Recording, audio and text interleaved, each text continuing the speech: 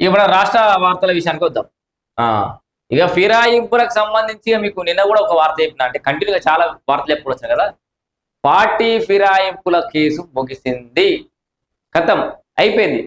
అది రాహుల్ గాంధీని ట్రోల్ చేస్తారు కదా! ఖతం. టాటా బై బై అంటారు కదా! అయిపోయింది ఇక ఫిరాయింపుల కేసు. మరి కేటీఆర్ ఏడ కనబడతలేడు ఇక. దీని గురించి ఏం మాట్లాడిండో కానీ ఇంకేం మాట్లాడతాడు ఇక?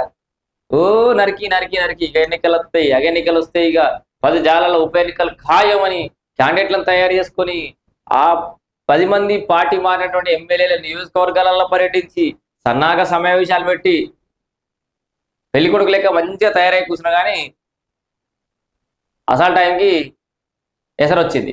సో కేటీఆర్ పరిస్థితి అయితే బీఆర్ఎస్ పార్టీ పరిస్థితి దారుణంగా తయారైంది. వాళ్ళ అంచనాలన్నీ తప్పుతున్నాయి. ప్రతి ఎన్నికలలో ఓడిపోతున్నారు. అయినా కూడా అహంకారం ఆ లెక్కలనే నరకుడే తక్కువైతే లేదు.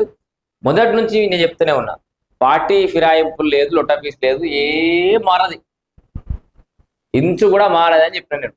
ఒక్క స్థానంలో కూడా ఉప ఎన్నికలు వచ్చే అవకాశం లేదు. పార్టీ ఫిరాయింపులకు సంబంధించిన కేసుని సుప్రీంకోర్టు కొట్టేసింది. స్పీకర్ నిర్ణయం తీసుకోవాలని మాత్రమే చెప్తారు కానీ ఏం నిర్ణయం తీసుకోవాలో కోర్టు చెప్పది, కోర్టు జోక్యం చేసుకోదు. అదే జరిగింది. అవే శాసనసభ వ్యవహారాలు ఉన్నాయి, గదే రాజ్యాంగం ఉంది, గదే లెక్క ఉంది. కాబట్టి ఇక అయిపోయింది. బీఆర్ఎస్ కు సుప్రీం షాక్. ఫిరాయింపుల వ్యవహారంలో స్పీకర్ నిర్ణయమే ఫైనల్. సంఘవి వాదనతో ఏకీభవించిన అత్యున్నత న్యాయస్థానం విచారణ ముగిసినట్టేనని స్పష్టం. కథ ఇక 2 రోజులలో తీర్పుల కాపులను ఫిర్యాదుదారులకు ఇవన్నీ ఏం లేదు. మన అదేదో స్పీకర్ నిర్ణయం తీసుకున్నట్టు కదా, ఆ నిర్ణయం తీసుకున్న తాలూకు కాపీలను, వివరాలను ఆ ఎవడైతే కేసేసిండో వారికి అప్పచెప్పురు అని చెప్పేసి చెప్తుంది కోర్టు.